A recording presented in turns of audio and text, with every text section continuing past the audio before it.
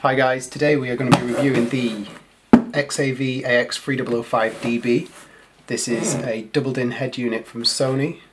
It's fairly recently out, in the last 6 months maybe. So I got this from Halfords, it just came today. I got it from Halfords eBay and it was £319, and then there's 20% off at the moment as well, so just over £250. So looking at the box, what features does it have? As expected, you get Bluetooth, DAB on this one, which is quite good if you like some of the stations on DAB. And most importantly for me, it's got Apple CarPlay and also Android Auto.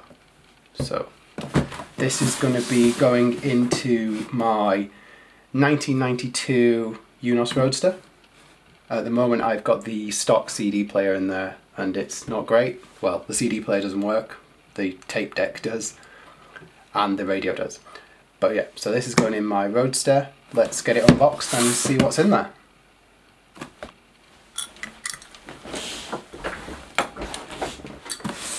Right, let's get the knife out.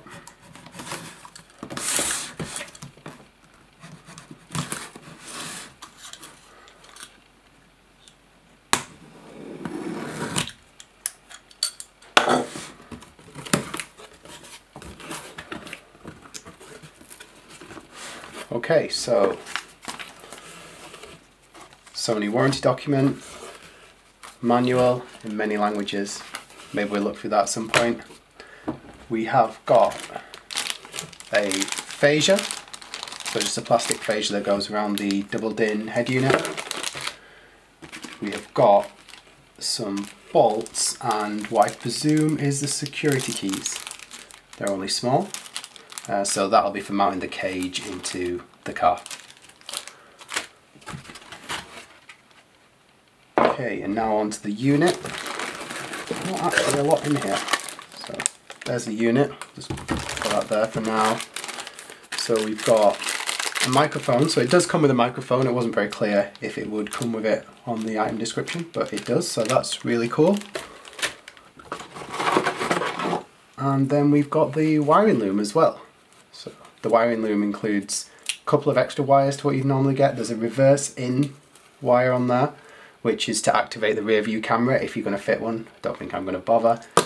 And there's the parking brake as well. So some of the features don't work while the car's moving, or aren't supposed to work. So you're supposed to wire this into your parking brake switch. But I think I'm just going to wire it to, I think you wire it to ground. So I'm just going to wire it to ground so it'll work all the time. So yeah.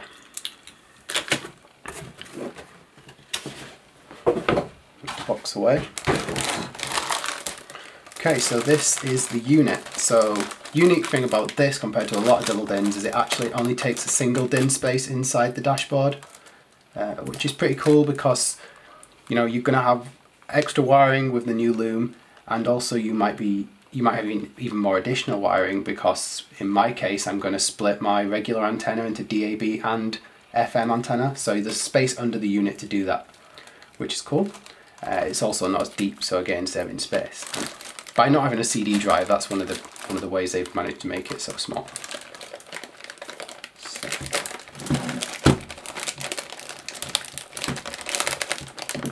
Get the now.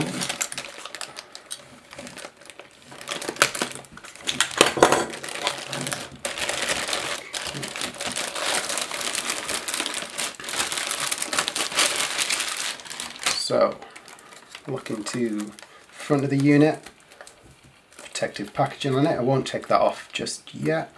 Then you've got the cage, so you can see where the security keys will go in to remove it from its cage. And coming around to the back, you've got a couple of cables. Super strong tape. So this one goes to your DAB aerial, but as said, I'm going to be using a splitter. And this is the USB cable if you're using Android Auto or Apple CarPlay. So yeah, we'll be wiring this into the car through the dashboard somehow and just making it look nice and pretty. Okay, just change the angle of the camera a little bit so you can see this bit better.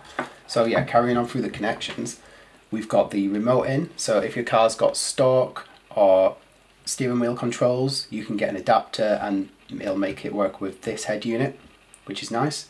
You've got mic in to connect the microphone, we already talked about that. You've got some pre-outs, so you've got front, rear and sub, so if you want to attach an amplifier and more speakers, you can do that with this head unit. And finally, you've got the camera input, so if you want to fit a reversing camera, you can fit it there. Oh, and of course, there's the FM antenna as well. That's it for connections, so pretty simple little unit connections wise. So yeah, this is the front of it with the plastic off. It looks super clean, super OEM. Really like that there's no bright green, red, blue LEDs, which pretty much every single other aftermarket stereo has on it, even nowadays. Which was cool 20 years ago in the max power days, but not anymore. So we're going to be fitting this to the Eunos at some point, hopefully soon. I'm still waiting for my DAB FM splitter to come. But as soon as that comes, we'll fit it and I'll do a video on that. But in the meantime, if you've got any questions, please just leave them down below. Thank you.